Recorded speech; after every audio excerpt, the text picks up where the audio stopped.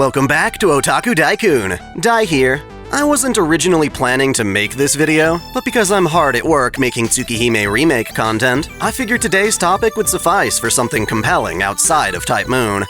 We're talking about the newly teased Cowboy Bebop live-action produced by Netflix.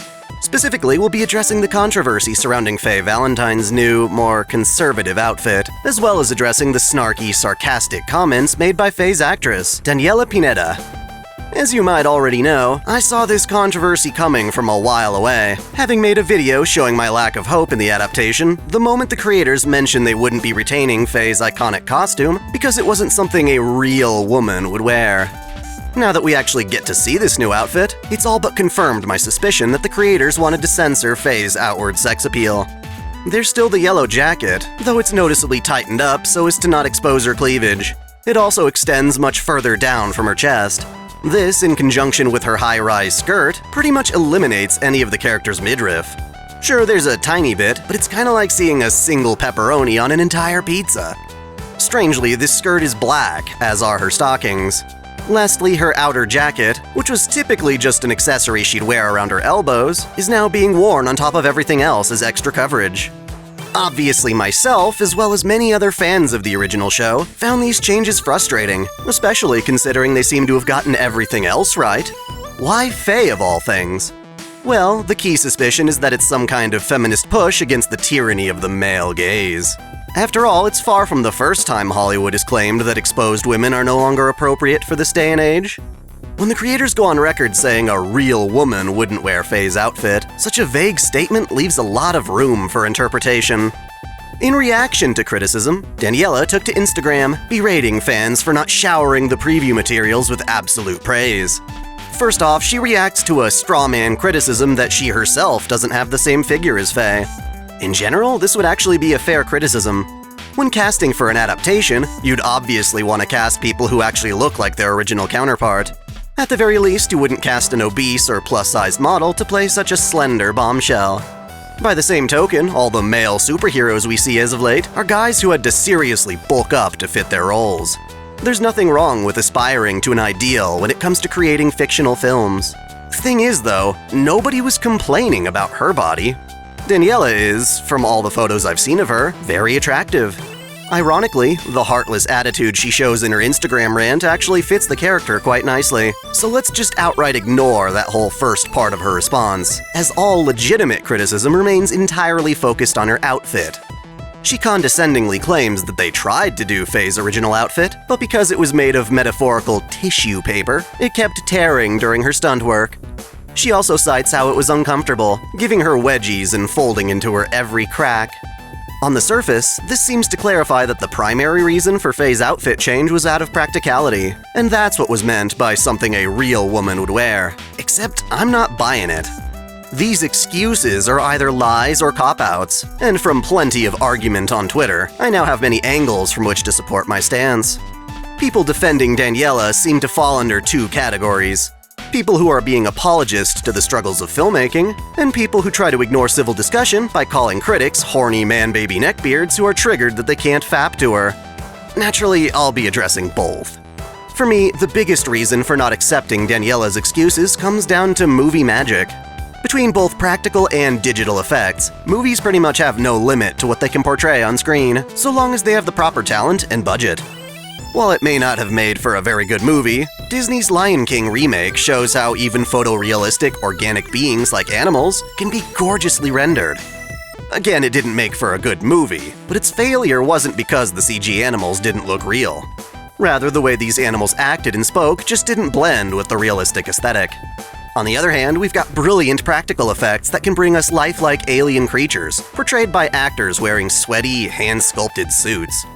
When it comes to humans, perhaps the best modern example would be Alita Battle Angel, which created a convincing cyborg girl out of rigorous CG and texture mapping.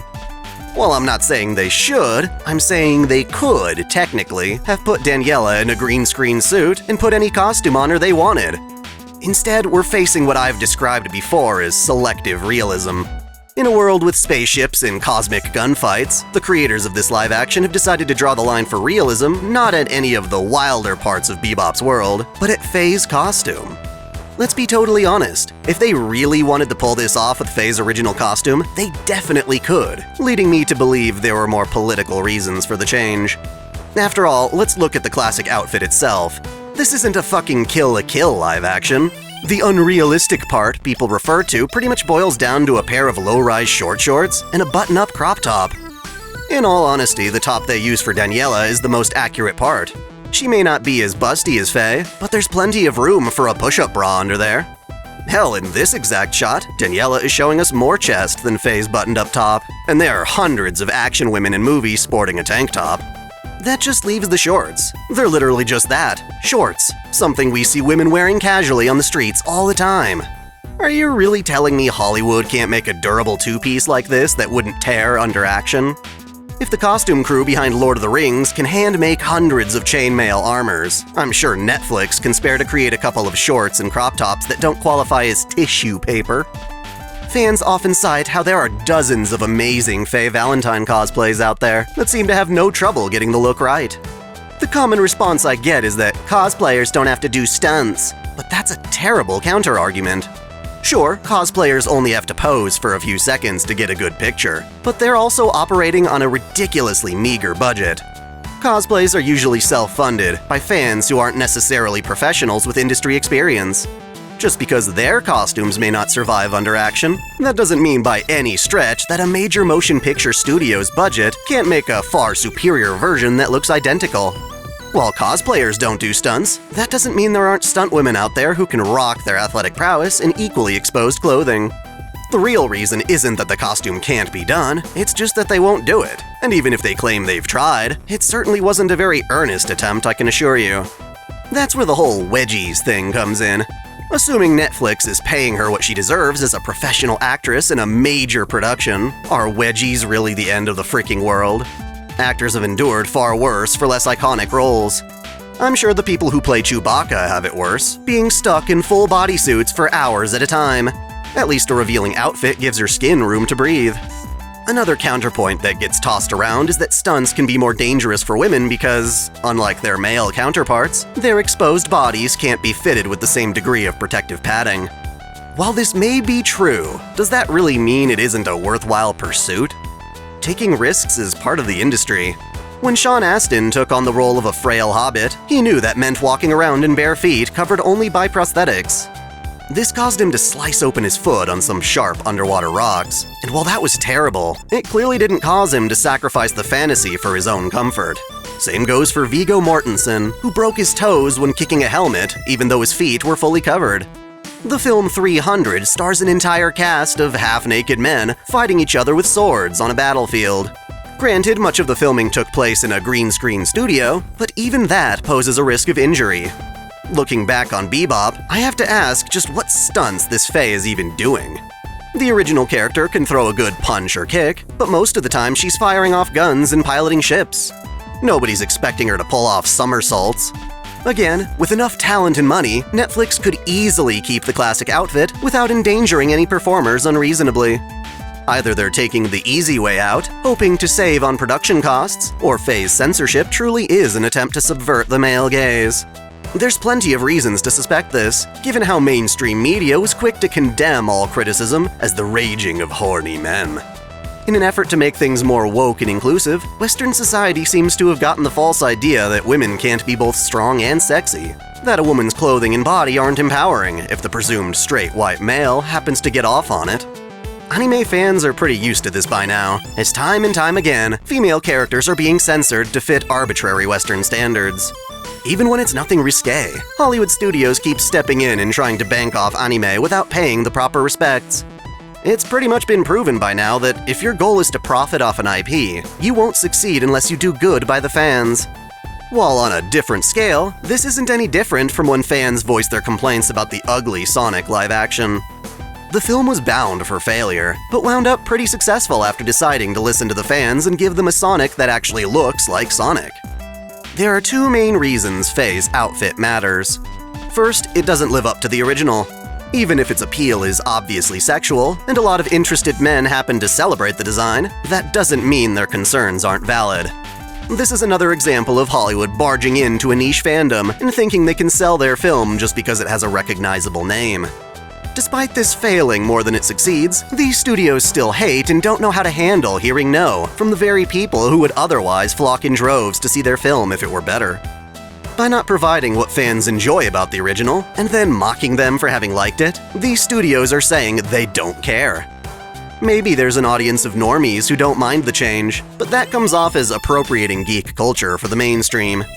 Mind you, they have every right to do that, but they should also realize it's going to piss off the fans they're ignoring and antagonizing. The other reason is that Faye is meant to be sexual or sexualized, whichever you choose.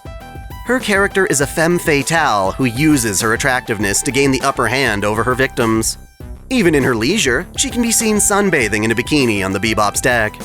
She confidently chooses these clothes and behaviors, which is a trait many fans appreciate.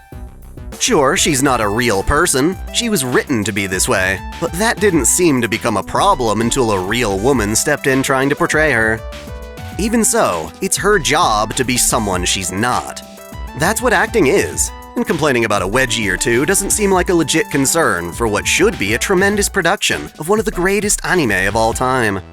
Rather, to me, it looks like they're using it to push woke ideology while also cutting corners. At the end of the day, whether you think Faye's outfit matters or not, the fact remains that if they really cared about making it authentic, Hollywood could make it happen. And I hate how of all things to cut, it just had to be her outfit. Whether it's a petty thing to complain about doesn't matter, but I refuse to believe the excuses fed to us. And with every person who claims the only people who care are horny man-babies, the more believable it becomes that the creators are deliberately trying to attack people who would otherwise be totally on board. What are your thoughts on this live action? Does it look promising to you? Will you be watching it?